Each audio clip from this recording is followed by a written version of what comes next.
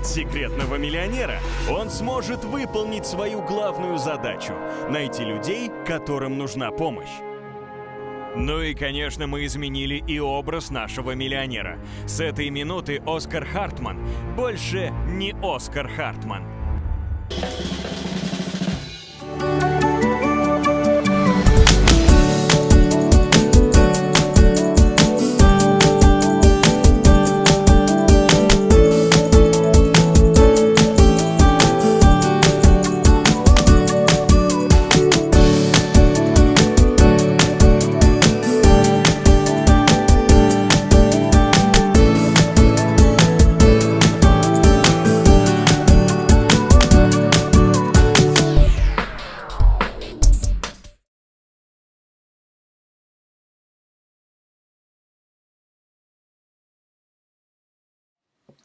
Hi, this is a new edition of iaenzen Interviews. Thanks a lot for being there, and don't forget to subscribe to our social media.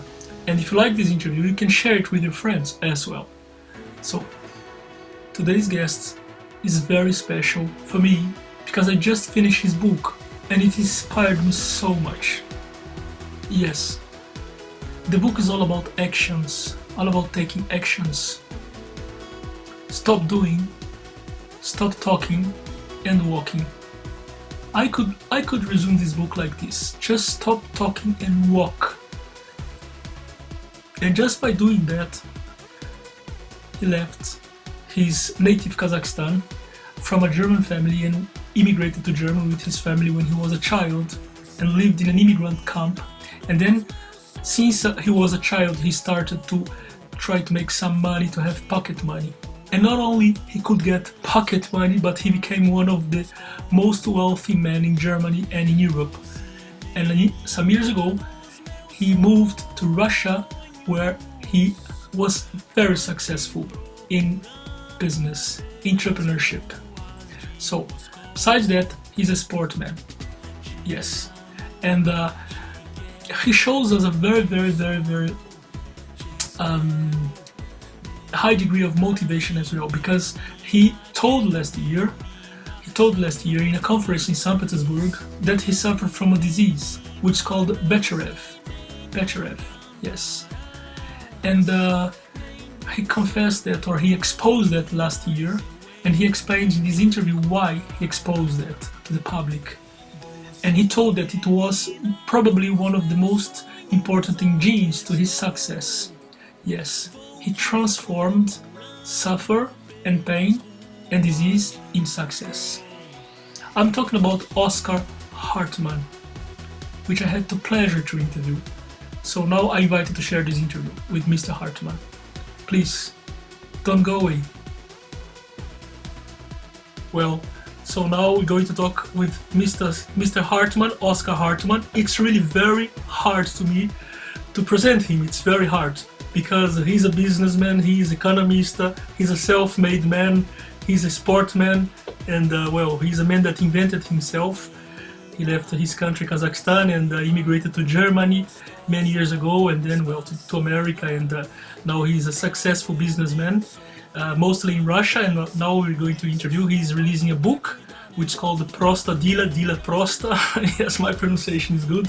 So first of all, Mr. Hartmann, it's a pleasure to interview you, and thanks for being here in iaenzen Interviews. Great pleasure. Thank you very much for having me. Yeah, it's very hard to describe you, see, because many things. I can say that you're a self-made man, right? Let's say. Oh, maybe I'm self-made, but it's hard for me to say self-made because we are all a product of our parents, grandparents, our friends, our mentors, the things that made us who we are. So I had a lot of people in my life who were very important. I was lucky to have mentors, you know, who really cared about me and my businesses and what I'm doing. So I guess, you know, you could call me self-made, but also a very big influence of, that's why I experienced the, you know, a strong energy to give back as well, because I want to be a mentor for other people. Yeah, well, in American we say self-made man for those people that did not inherited the money Yeah. from parents that started from the beginning, right? In that sense. In, Yes, I'm from an immigrant family, the classic story. So had to start from zero many times over. So for us, I think, yeah, one of the key things in my life is that we were changing our life several times, moving to new places, starting new beginnings. Yeah, so this is for us normal. Yeah. yeah, yeah. You were born. Let's see a little bit about your biography. You were born in Kazakhstan, and then you immigrated to Germany with your family. You're from a German family as well, and you were very young, like 7 years old. Is it correct? Exactly. I was 7 years old when we left the Soviet Union and back to Germany. We are Germans who ended up in Kazakhstan after the Second World War. Before that, there was a German, autonomous region in Russia, historically created. And then from Germany, I moved to the US when I was 17, where I lived for 1.5 years, and then moved to many places. I lived in Ukraine, in Kiev, in Kuala Lumpur, Malaysia. I lived again in the US and then in Moscow, and ended up doing businesses globally, all over the place. So this is geographically my story, but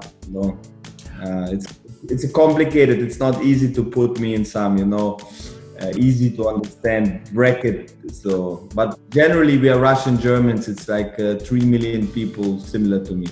Yeah, I have to say that no, there are not so many people similar to you, because you know what I call success, Mr. Hartmann. I call success not what you have in life, but the difference from the place you begin and where you are. This is for me success. Yeah. So, and it's only the only success that gives you happiness, because when people inherit a lot of money or a lot of status, it's not working. It doesn't give the same feelings as when you did it yourself. So that's very important. You told something that is very true. We have to be thankful for those people along the way that helped us, of course. Yeah. But there is a Spanish philosopher, Ortega y Gasset, that says, "Yo soy yo y mi circunstancia," which means I am me and my circumstance. So it means I have my story. No, of course, life gave some to me, but I can do something about that, right? And as I understood in your book, because I read your book and it's inspired me a lot, really, it's absolutely inspiring. I would like to share a little bit, not a lot, because people better to read the book, but you immigrated to Germany with your family, back to where your ancestors were born, and you were very poor in your childhood, and you needed to make some of your own money. You lived in an immigrant camp, is it correct? Yes. Yes, I think one of the key things is that our parents didn't give us any pocket money. So when we were very young, everything we wanted to have, starting from a soccer ball to making a present to our girlfriend or whatever we wanted, even if we wanted to have some food outside of home, we had to buy ourselves, and for that we had to find ways to make some money, and we were always on pursuit of opportunity. We were always looking what we can do. Some people were throwing away parts of bikes. We were collecting these parts and making good bikes and selling them. We were collecting trash, finding something that we can fix and sell. We were doing every work that is possible where you can make, as a child. It's not easy. In Germany, you can make paper routes starting from the age 12. So I was the big paper guy, selling subscriptions to magazines and delivering newspapers to the extreme. I was doing this quite a lot. So, and then, always looking for opportunities, trying to find, there's a lot of things in Germany, fortunately, there's a lot of hard work that needs to be done that not many people want to do. And we were willing to do this work, started from moving furniture companies to collecting collecting, trash and everything else. So we were doing this from very childhood, and I was very lucky to get a computer when I was quite young. I bought my own computer, and then I started, looking for opportunities to make money on the internet. Obviously, also stepped in all the traps, because when people start to look for opportunities to make money online, there's a lot of fraud, and there's a lot of systems which are created to catch these people and use them.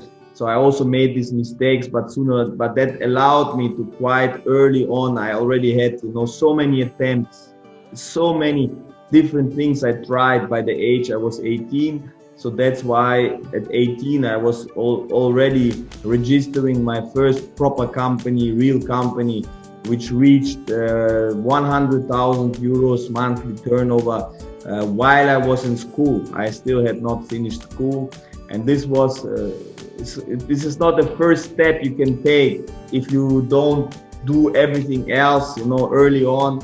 This is not something that is possible to do. So basically, yeah, I was very lucky, because actually this pocket money is very small money, right? All my friends, the parents were giving them 50 marks per week or something, something small, or maybe even 50 marks per month. But it's small money. Anybody can earn this money. You just have to work, maybe 10 hours in any job, and you have this money. But it makes a big difference when you don't have pocket money and you just say if you want something. So I had to even pay my own membership for a soccer club, which cost like, and I said to my mother, look, everybody's parents are paying for this, and I have to pay myself. And she said, yes, because you want to play soccer, so you pay your membership yourself. Yeah. Yeah, and then you moved to America as well, to the United States. Yes. You had a yes. When I was 17, I wanted to change my life a little bit, because I wanted. By the age 17, I thought that I really want to be successful. I already learned that there's people in the world, who build companies, who are entrepreneurs, and I wanted to be like them. So I understood two things. Very simple. The first, if you want to be successful in the modern world, you have to know English. And at that time I had no English, because I was kind of thrown out of English classes in my school. So I had zero base of English when I was 17. So I said, I need to learn English, because if I want to be successful in this world, and the only way for me to learn is to go to America and learn it very fast. So the second thing I learned is that I want to finish university. So because if you want to be successful, you should have a university degree. At that point, that's how I was thinking. So I needed to very quickly change my strategy, because before that I thought that I don't need any of this. I don't need school, I don't need university, I don't need anything.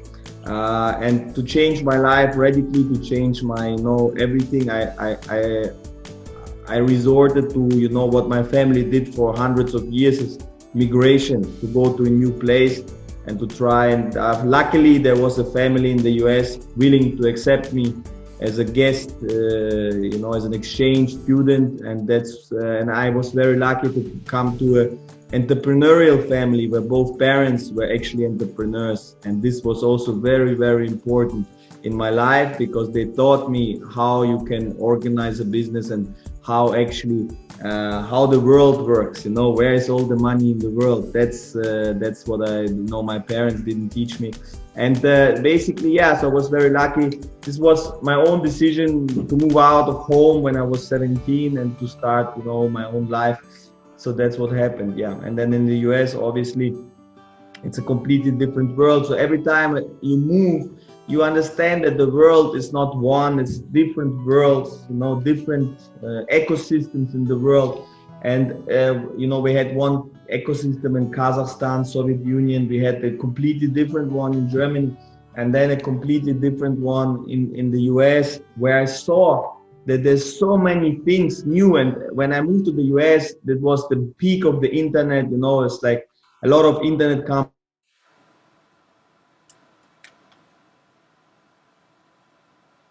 started appearing, and there was so many new. Why don't you have all of this in Germany? So it is a very interesting thing, because you understand, as an immigrant, you understand that places can influence you, but you can also influence places. Like the quote you mentioned from your Argentinian philosopher, I am myself and my circumstance. People make circumstances. It's people who make places. People create places. People create circumstances that we are in. So it's all about people. And so this was a big insight I had. This was a very, very important moment, my move to the US. Very, very good. And well, if people think it's only because you needed to have your pocket money that you were motivated, there is more. After coming back to Germany, you discovered that you had spondylitis, and you treat this in your book as well, which is a type of arthritis, long-term inflammation, and I would like you to explain a little bit about that as well, and in which point this discovering this disease could change your life and your motivation and well. Yeah, so I was keeping this secret for a very long time. I just spoke out about having this an unhealable disease. I just spoke out about this 1 year ago. So basically, when I came back to Germany, I started my first real company. It was an online shop for fitness products, and I was very much into sports. It was my big passion in life, and I wanted to become, the champion in something. I was trying swimming and soccer, but a lot of things. And but then, unfortunately, genetics had something different planned for me, and I turned out that I had this incurable, it's an immune system dysfunction, which creates a lot of problems in your body. So basically, I couldn't walk for half a year. So basically, I was in bed and I had pain, and it was a shock, because before that I was always thinking I'm immortal. I'm young forever and my life will go on forever. But what this did was a big shock, because I understood that, oh wow, I might not live that long as other people. So I have to be faster. I have to waste less time. I have to really take action. I had a very big fear of dying, and I understood that I have to live full speed to be able to do what I want to do, to find success, to create a family, to have the basic things that people want in life. I have to be, more cautious about my time. So I had the feeling, at that point, I thought I will not make it past 35 at the most, and so I have to, as the immigrants, we already learned that we have to do double the effort to get the same things. But now, with this diagnosis, I thought that, okay, sports is gone. I cannot become it, because sports was definitely, I could not do sports anymore at that point. So sports was gone. So what else can I do? Where can I become a champion? What can I do that can be outstanding, that gives me freedom, that gives me ability to create a family? So that was quite important, but I didn't want to be a victim, because, and this is where one person and one book can make a big difference sometimes in life when you are in this situation. So I met a person who was already a retired man, and he was almost 70, and he had this sickness all his life. So I met him at one of the clinics that I went to, and we had one conversation, and this conversation changed my entire life. So this is, we are really a product of circumstances. So I met this person, and this person gave me some sentences which I only understood 15 years later, because he said things like, thanks to Betcherew, I achieved this. Thanks to Betcherew, I'm still alive. And he was speaking about the same sickness from a completely different frame, from a different point of view. So he changed my frame, how you can look at things, you know. He said, this is like a policeman inside of you, who, if you do everything right, if you do the right things, the police doesn't do harm to you. So if you do the wrong things, it's gonna be bad. So you have a policeman inside of you who checks that you always do the right thing. If you sleep well, if you move a lot, if you eat well, if you do the things that we all know we should do, it will be quiet. It will be quiet. And he gave me a new metaphor, a new frame through which I didn't understand his words.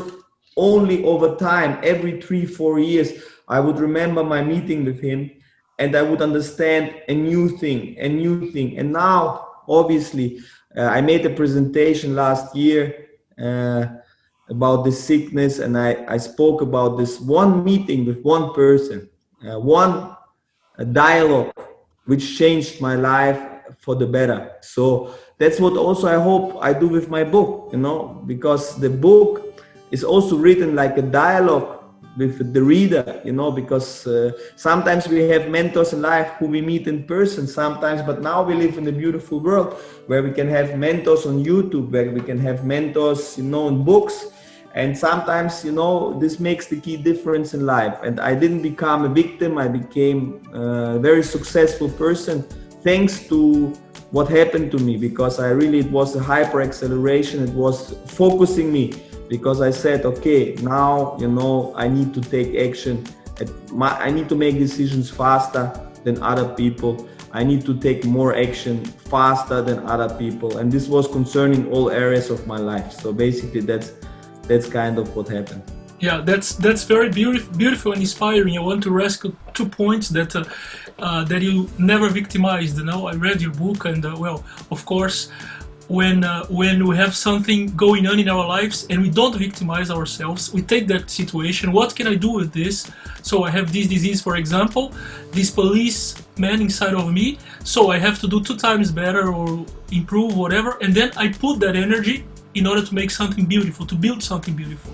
In fact, the big artists, you know, Van Gogh, all the people that created beautiful things, they had a lot of problems or disease, and they sublimate into creation, into art, no? Absolutely. Almost everything we know in the world, almost every single historical figure we can remember had a lot of adversity. It's just how things are done, you know. Unfortunately, normal people don't produce a lot of outstanding things. You were talking about Saint Petersburg last year, no? That you have an event that was like your public, because you were beating a record as well. If you want to talk about that is, and then you presented, you spoke about your disease for the first time publicly, and well, it was like preparing for your book. Let us know about. Yeah, that's.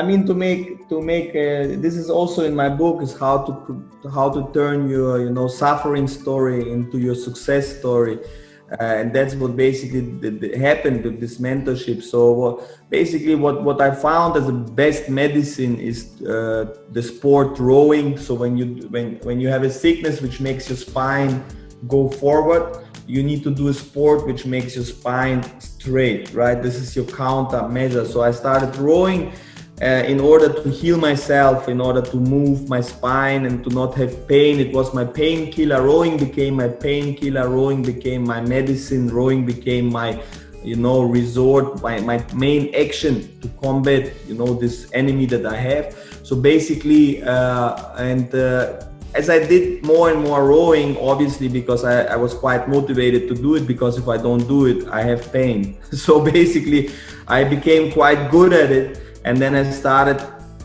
entering, you know, the top 100 globally, and started to become better and better. And then all of a sudden, you know, this 20-year-old Oscar was back, who was dreaming to become the best at something. And now I saw that, wow, you know, I'm already quite good. And if I focus on this for 2-3 years, really strongly, maybe I can become the best at something, you know. And so I focused, and I lived like an athlete for 2 years, basically doing everything that, you know, professional sportsmen do.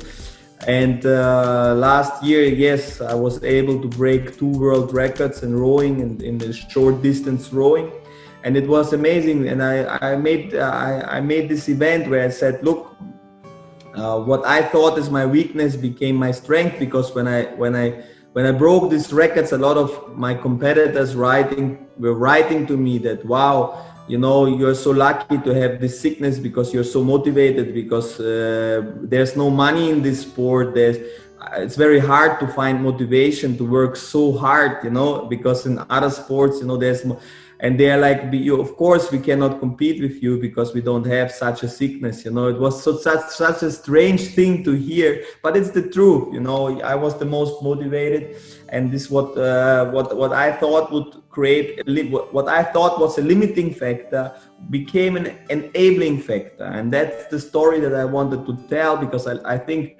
almost half of the people globally now live with some permanent, you know, diagnosis in life. You know, there's not so many fully healthy people, and a lot of people have some form of limitation where they see this as a limitation.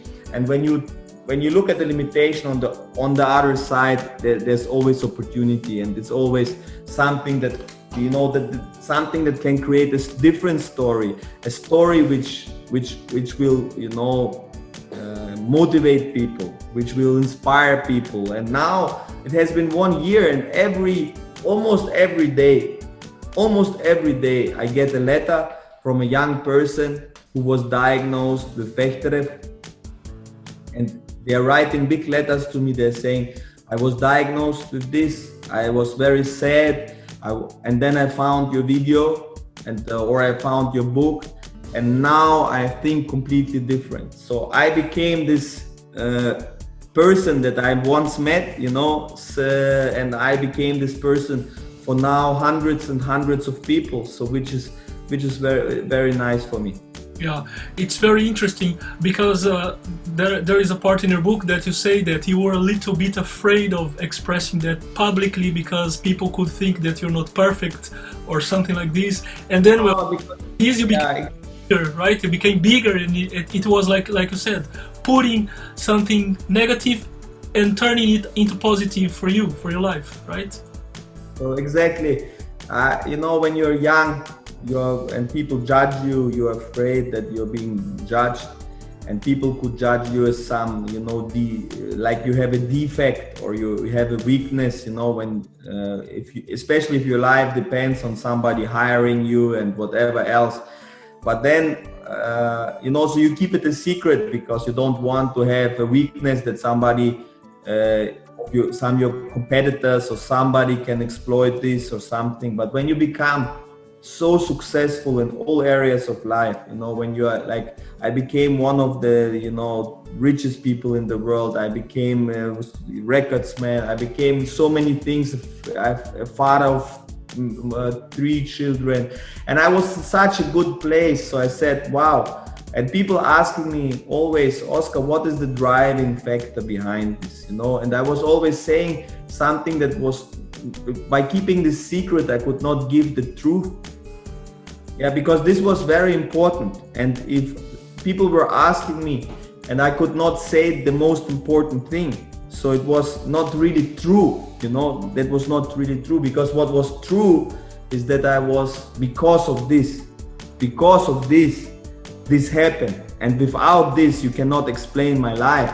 So if you keep it secret, you know, people always looking for some, you know, secret success factors, you know, and this is it for me, you know, this was it. This was the key enabler, which, you know, forced me to take so much action in my life. So, and then, you know, I came to a point in my life where my life doesn't depend on anybody. No, like, doesn't matter what people judge me or what people think. So I was able, from a very strong position to say that I have this, you know, that I have this sickness. Yeah. So basically it was not a good story, because I wish I would have the courage to do it earlier. No, not from a strong position, but just to say, you know, I'm a human being. I'm self-confident no matter what, but I was not like that. I could only do it once I was in a very strong position. that's precisely the marvelous thing about your story, because you had lots of things in against, no, like, and you row against everything, and you could succeed in spite of all these situations. But I would like to analyze a little bit the psychology of a millionaire.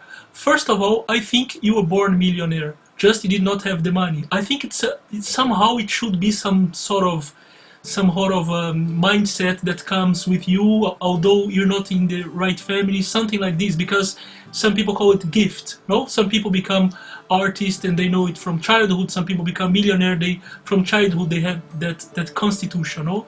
Maybe. Did you feel that as a child, that for you not having money was not the real life, was not your story? So something that attracted you to going after money? You know, to be honest, like, money did not play any role in my life. So I didn't really think about money that much, really, honestly. I was thinking about freedom. I was thinking about independence. I didn't want I knew in my life, because when my grandparents, they always were teaching us that you have to do a good job in school, and then you will get a job, somebody will hire you, and this was the path, and I didn't want this from very, very early on. Already at 12 years old, I knew that I don't want to work for anybody. I want to be I don't want my life to be dependent on somebody making some subjective judgments about whatever, you know. Because I didn't want to be a victim of discrimination. I didn't want to be a victim of personal opinions and what you know. I was really absolutely sure, absolutely from very early, that I will go and create my own way, you know, something different. I will be an exception. I will be something. Yeah, I really wanted to stand out really, really strongly. So basically, yeah, I think I was not, like, money had absolutely no role. You know, what do you want as a young person? You want to take women to, you know, to dates. You want to have a nice, you know, car. You want to go to some nice places. You want to go to vacation. You want to give something to your friends. You want to help somebody, you know, to create something, you know, and that was what I wanted, not money. I never was thinking like I will be the first millionaire in my family, or I will be. I was never kind of. I never had the number to become a millionaire. When I became a millionaire, it did nothing, because it was not part of my dream. It was not something that now I realize this. You know, it was different. I just, you know, I was very happy when I was in school. And I was already making much more money than all my teachers combined. It obviously gave me a different perspective, because I saw, you know, that I can, you know, it's not only their rules which define who will be successful and who not. Yeah, most of millionaires or wealthy people say this: I was not after money, I was after happiness and doing what I want or what I love. I become rich. This is true. This is the consequence. When you find what you love and you can work out of that, make money out of that, then you can succeed if you focus, right? And also, well, you say in your book that you read many books, and there are some things that you agree, that you use, but there are some of your own ideas as well. But we could say that most of your philosophy, let's say like this, in the book is that everything is about taking actions. Is it like that, Mr. Hartmann? Yes, exactly. So I think that, yeah, I was taking notes for, you know, the last 15 years, everything I learned, everything that I observed in my practice, everything, because I built so many companies. I invested in, you know, almost 100 companies globally, and I saw so many things. So I was writing everything I learned, and then I kind of structured it into ideas, and I saw that most of my ideas, which I saw in the world, which I discovered myself with my own hands, there's already really good books about them, you know, like, you know, there's Nassim Taleb. I discovered a lot of things that he writes about, in my own practice without ever knowing that he exists and his book exists, and a lot of other books as well. There's a lot of really good books about certain ideas, but there were like 5 ideas left, which I constantly was rediscovering, and one main idea which I didn't really find good book about this written, and this is the high focus, definitely the hyper focused on action.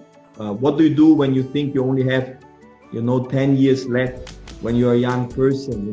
How can you achieve the same faster? The only way to do it is to start focusing only on your action, because this is the thing. When young people or whoever starts to do personal development and learn a lot of things, there's a huge area. There's so much information now in the world, and this if you put all these ideas, and so many ideas, there's so much knowledge, there's so many concepts, there's so many things, but at the end, if you don't operationalize them, if you don't turn them into simple action, it's all worthless. And generally in the world, the hyper focus is also on knowledge. So people think one more book and hundreds of books and there's people who read thousands of books, and it's if it's not operationalized, this knowledge, it means nothing. So what happened to me, if you want to kind of I think everybody who achieved some results should share his views, because I think when we have all the different views combined, young people can choose whatever they think fits them. So I said I had this result. What was the thinking that led to this result? And the thinking was that if I go to the action immediately, I can save a lot of time and I get more results. So basically, what does it mean? That means, for example, that I can do something without understanding fully how it works. So most people think, before I do something, I want to understand in detail how it works. So for example, if let's say Arnold Schwarzenegger gives me an instruction how to train, that I should do, this is the training schedule, this is how many reps you should do, and then I just do it because I see the results he's getting and I just do it. Yes, it could be a mistake because I might be different than Arnold Schwarzenegger. Maybe I have some variant, but I'm Homo sapiens, he's a Homo sapiens. So maybe I get the same bio response. Yes, so basically, but if you want to understand, for example, in detail, you say, okay, I should do 3 times 12 reps or should do this trainings. But if you want to understand in detail why it's exactly this at that time and why you should not, then you have to understand biology, biochemistry, you have to understand medicine, you have to understand how muscles work, you have to understand how our body creates muscle tissue, you have to understand, and this takes 10 years to learn. So either you say, before I do it, now I need to become, an expert in all of this, sciences, or you just say, look, I take somebody. I say it's not a perfect method, because it can lead, because sometimes it can lead to the different results. But I say I'm okay with failure, but I want a shortcut. I don't have that much time. So I have to be able to do things which I don't fully understand. I just have to pick the right mentors, and I just go right to the action, and I don't question, because there's 10 different people who say different things and they start a discussion. It's never ending discussion. I say, look, I might go route A and route B, because the decisive factor is not if you do 12 reps or 10 reps or 15 reps. The decisive factor is that you take action. And while somebody is learning for 7 years the biochemistry, I already did 1 million reps of something. And when you do 1 million reps of something, you become good, and then you discover your own individuality. So it's everything that I do is starting from action. Action, what is before action? It's a decision, it's an emotion. So how can I create faster decisions? How can I make 10 decisions in the time when people make only 1 decision, So it's about, accepting imperfect results. So you see, I'm German, and for example, in Germany, people want to have a lot of certainty about what they will get as a result. before they take action. They say, before I take action, I want to exactly know that I will get a positive result. And this basically inhibits people from taking a lot of action, because there's not many things where you have certainty about the result, almost none, yeah? And it basically makes it impossible to do entrepreneurship, because in entrepreneurship, there's just so many factors, it's like it's so fast, it's so evolving that it's almost, much more worth to take 10 actions and you will be at a different place than to take one perfect action, So basically, I said it's okay for me to fail. I try, and I became, a very successful. I'm basically a loser, If you look at you could write a biography, because when people introduce me, they say, okay, Oskar did this. They take my 10 most successful results. But you could create a story about 100 very bad results which I produced, But it's part of the story. It's how you learn. It's how you create. So basically, I thought that, this is the most undervalued thing, because people, in a lot of the books, I read all the self-development books, It's a lot about intelligence, about rational thinking. It's what we value. Most people think it's about intelligence, it's about being smart, it's about, and they completely undervalue simple action, very simple action.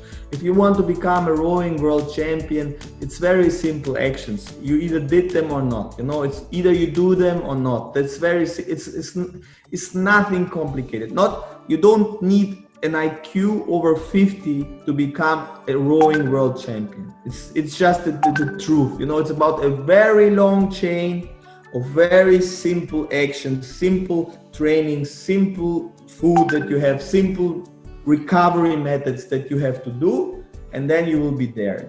The only uncertainty is, are you going to get an injury or not? Because sometimes people cannot, endure the workload. So it's undervalued. If you look at the most undervalued, like there's a lot of overvalued things like champagne and lobster and being, a lot of overvalued. People think it's so valuable, and there's very undervalued things. And simple action is the most undervalued thing. Yeah. And that's what I wanted to write about. You precise that in your book, that there are different types of actions, because some actions, for example, if you want to just lose weight, you can do anything that is not bad for you. But if this action is like hiring lots of people, you can have a lot of financial loss in a company, for example. So you precise that in your book. You have to, but also you speak something that I would like to speak with you here about the unlearning. No, that it's not about learning and learning and learning and learning more and more and more and more. It's about unlearning sometimes. Is it right? Exactly. We are talking about how can you come to take the simple actions that you know already, which will give you amazing results. Amazing. And the question is, how do we do it? And a lot of times we have to unlearn things, and especially when you're already an adult. If you are 35 years old and you are not in a point in your life which you are happy about, you should be focusing on unlearning, because you're already doing a lot of things day to day which are not working, but it's very difficult to let them go. Sometimes the things we have to unlearn are the things that were taught to us by the most loved people, because they wanted, my grandmother she was loving me so much. It was the most unconditional, biggest love in my life. Yes, my grandmother. But she was teaching me to be a poor person. She was teaching me that I have to subordinate myself, and there's other people in the world who are better than me that I should be working for. That she was teaching me this, my grandmother was teaching me out of love. She was teaching me to keep my mouth shut. She said, keep your mouth shut, never speak. Now I wrote a book, I make public speeches because I unlearned what my grandmother taught me. My grandmother, she would I only started public speaking when my grandmother died, because before she died, it would have been catastrophic for her. She was very frightened by this. Yes, so sometimes we have to unlearn, very important things in our life that are with us since we are small kids, very babies, babies. Yeah, so for example, Germans, they learn before you should do anything, there should be a very good planning, and you need a very professional approach. Yeah, and we learn this to the deepest of the heart. Yeah, and then we get the impression that everything, but this is not true for everything. This is true for, you say, neurosurgeon, where if a mistake happens, somebody dies. Yes, if the price of a mistake is the life of a person, then this approach is the right one. But there's many situations, different situations, where this approach leads to failure. It leads to failure, this is something, but the most important things that we should unlearn, like I speak to so many people who want to be entrepreneurs, and they never take the step, they never take the action, because the most important things, for example, is to unlearn that there's some people in the world who are better than you, to unlearn that, that success is done by some perfect people who do everything perfectly, and you are not perfect, so you cannot be one of them, to unlearn that, that you're not, worth, because most people in the world undervalue themselves, they undervalue simple action, and they undervalue themselves. I meet young people all the time. They come to me, and I see in their eyes that they don't believe they can do it. They don't believe they are this type. It's just something in the self-identification which blocks them from. And I was like that myself. It took me many years to understand. I met thousands of successful people, and only then I understood, wow, they're not worse or better than me. There's just normal people who just take action and get amazing results by doing normal things. So there's no secret of success. There's no superhumans. And so basically, these are kind of fundamental things that we should unlearn. And, there's even some counterintuitive things. For example, we also strive. For example, one of the things that I was shocked about is like I was always seeking the truth. I was always thought that the truth is the best, but I understood that if truth leads to inaction in the right direction, it might be hurtful. And I learned this when I was swimming, because I was swimming, and one of my friends, he was not very tall, and I was also not very tall at the time, and he thought that swimming will make him taller. So he said, look at all the champions in swimming. They are very tall because they swim a lot. I said, no, they're champions because they're tall. That this is a selection of the best. This is not a creation. And he said, no, and he believed that swimming make him taller. So what ended up happening is it was not the truth. The truth is that swimming will not make you taller. Yeah, it's just the truth. But he became a champion. He became a national champion in swimming, long distance, because he was so motivated to become taller, and he believed in the wrong thing. But what did he do? He swam a lot. So he was training a lot, and he became extremely good. And I I knew the truth, and I didn't train so hard, So at the end, somebody who can believe in something that might not be true or true can achieve much more than somebody who thinks he's so smart and knows the latest scientific study, And this is something amazing. So this is what the focus on action gives you. You say, is this enabling me to take the action towards my dream, or is it preventing me? Is it preventing me? Yeah. So sometimes you have people next to you who say you can't do it. They say you can't do it. You are not tall enough. Your hands are not big enough, or they say you can't do it. And so these people, are they helpful for you or not? Are they helping you to take action? Are they driving you forward? No, they are preventing you. So this is for me, whenever I look at something and I want to see is it good or bad. Yeah. I don't, I just want to look at creating the right action. I would say that your grandmother was, of course, from other generation. She was with a Second World War mindset, and for her, if you could only get the Abitua and had a normal work, it would be too much already, probably, right? Yes. Yes. And they didn't want us to get Abitua because they wanted us to go work faster.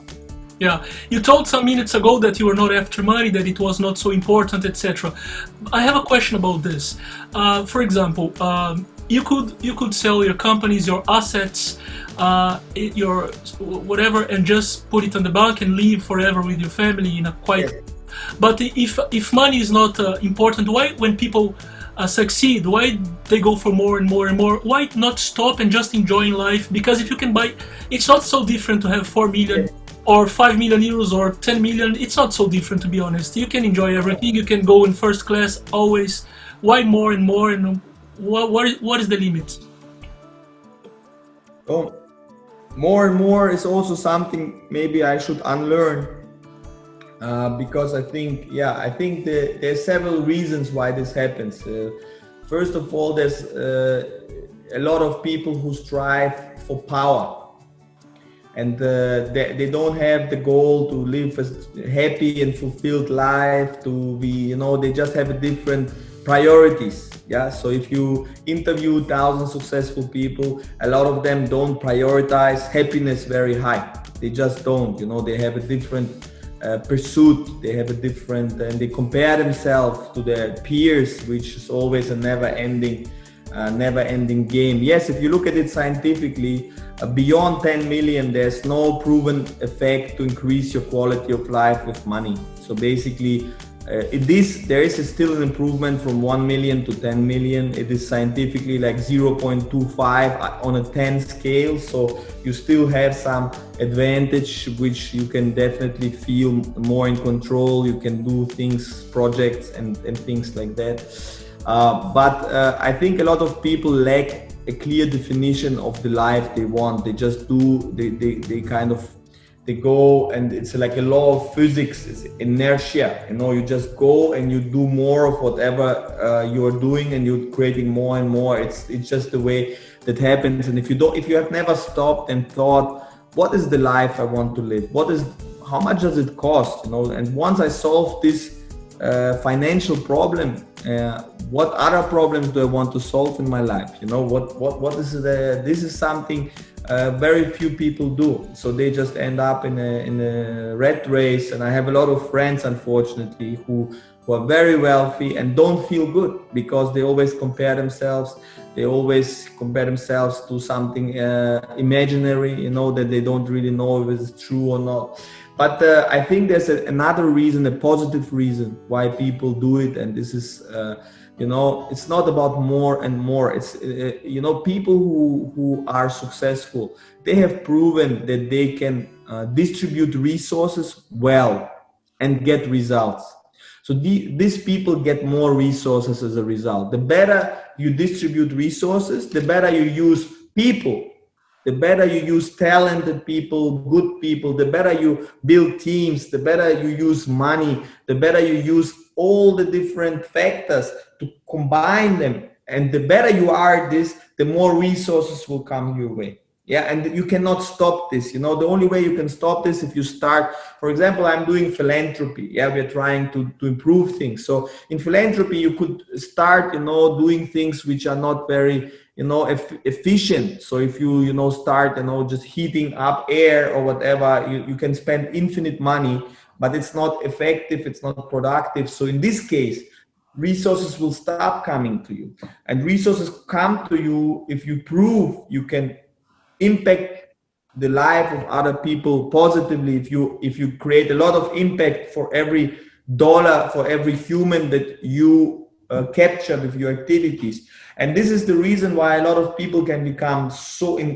rich, and this is also a responsibility for them to start to say, what problem in the world can I solve which maybe I can solve it better than governments can. This is a lot of people again think there's nobody who can solve anything better than government. But if you look at the global practice, a lot of problems were solved by philanthropists, by entrepreneurs, better than governments could do it. And if you look, of course, there's now people with more than $100 billion in net worth, and there will be probably people with $1 trillion of net worth in the coming 10 years. And of course, this is not possible for any human to consume. You cannot consume this money. But what you can do with this money is you can do amazing projects. You can create amazing things, and you can try to battle. You can say, what are the biggest problems? Is global warming, or what is it? Is it why are we still having wars, or why are people dying from this, or why is this sickness still unhealable? I want to solve this. I want to create whatever I want to create, and somebody is saying, look, I want more people in the world to pursue the dreams and to become, their true self. And there's so many, shades of gray which people do. And I think this is amazing. Yeah. And this is for me a motivation, because I have projects, in my life. Now I have so many projects. So I know always where to send the money. I don't have a lack of, and it's not in consumption. I use, I don't consume very much, so basically I don't believe in this, I don't wear a watch, I don't consume luxury products, I eat normal products, I eat healthy, normal things, so I cannot consume more. My consumption does not scale. I have not scaled my consumption since 10 years. Since 10 years, I basically have the same, but I do scale my projects. So I want to. Yeah, no, that's very beautiful, because I remember that Warren Buffett, he lives in the same house for 40 years as well, and he says that when you have more money, you can help, we can use this energy to, but in the case that you are like a man with a good heart, and then you can use the money to philanthropy, to organize teams, to influence people to be better, etc. No? Exactly. And that's why he's very worried about his children, because his children are not him.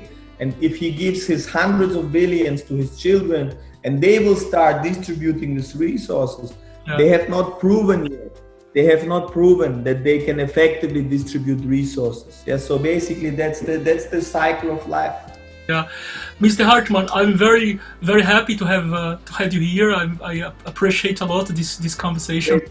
Very much. I wish you much success for your book, and I would like to give you the word now so you can send a message to your readers, or probably other countries where your book will be released. The book is called The Prosta Delay Prosta, which is something like do it. Just do it. Yes, and I think this book is especially valuable for people who feel they already know so much how to do things right, how to do this right, but they don't get the results. So if you already spend a lot of time on education, if you already spend a lot of time on self-improvement, if you are not in a place in your life where you really feel, satisfied, and you don't know this might be a book which allows you to discover the hidden success factor behind all the results that exist in the world, and might simplify, everything into very simple, understandable things which allow you to receive the most beautiful results you can achieve, and live, a happy and fulfilled life. And I think this book adds, a very important element to everything else that I also read and I also enjoy. I was very focused to make it a dialogue between the reader and myself, to ask you questions, to let you discover some of the things where you might unlearn something, and which gives you a better effect than adding new knowledge to already what you have. So at the end, and it's also, of course, very enjoyable because there's a lot of stories, real life stories about, case studies about what things that happened and didn't happen. So I'm really excited about my book going international. The reviews have been absolutely fantastic. I have never expected, such a response. The book was already read by 100,000 people, and the average review is almost a 5-star place, like 4.98. I have never ever could dream about a result like this, because I'm also not a professional writer. I just applied my own philosophy to this book as well. I just said, okay, if I want to have a book, I need to sit down for 1,000 hours and write. So I created a structure, and I was step by step writing this book every day, and 1,000 hours later I had the product in my hand, which I can be proud of. So I really hope you enjoyed this book. I really hope we can partner somehow, and the most I want is that you can operationalize more knowledge into action and get a beautiful life. Well, very good, very good. Danke schön. Yes, danke schön. Schön. Yes, very nice. Thank you very much for you watching us, and just do it. Action and learn as much as possible, which is not useful for your life. I spoke to Mr. Hartmann, OSKAR HARTMANN, author of Prosta Dile Prosta. Well, and that was the interview with OSKAR HARTMANN. It was really so inspiring. I read his book, and there's something different in his book, because he speaks in first person. He talks about himself. It's like a diary, in fact. I had this proximity with the author when I was reading the book. I felt like I was being part of that story, and it really inspired so much. It really inspired me so much. As I was reading the book, I could really take a lot of insights from the book, from the lines I read. Because for me, the definition of success is not where you are, but the definition of success is the difference between where you are and where you were when you started the journey. And this is about what Mr. Hartmann inspired me. He's always walking ahead and walking ahead and walking ahead. As I told in the beginning of this show, if I could synthesize this book in just one phrase, I would say this: stop talking and walk. This is all about action. It's all about action.